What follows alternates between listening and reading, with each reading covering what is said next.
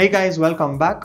So today's video is actually going to be a short one as we are talking about the OnePlus 8T, which is supposed to launch somewhere around the end of this month or the first week of October.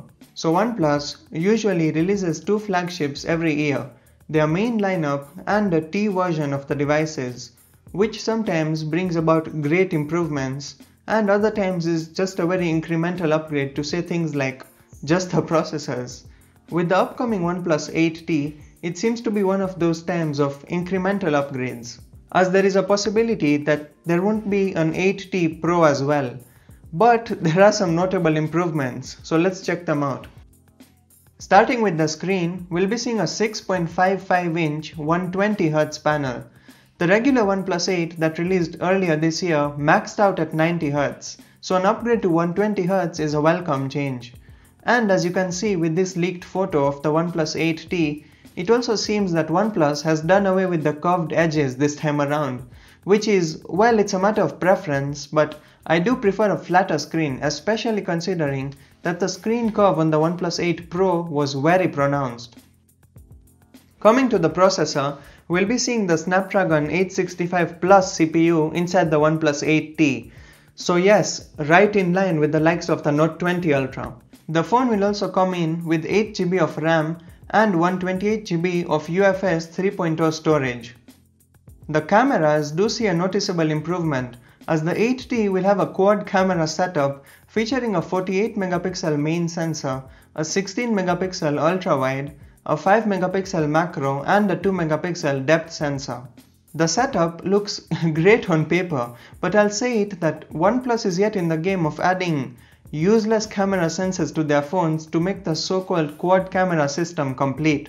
But practically it's just a dual camera setup, as you'll only be using the main sensor and the ultra-wide sensor.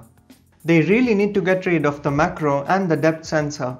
Maybe put in a 2x or even a 5x telephoto lens, which comes in much more handy. OnePlus is also implementing super rapid charging in the 8T, which will offer 65 watts fast charging, which is insanely fast, and according to me it's the most prominent upgrade from the OnePlus 8. Speaking about charging, the 8T will also have wireless charging, which was a greatly missing feature in the OnePlus 8.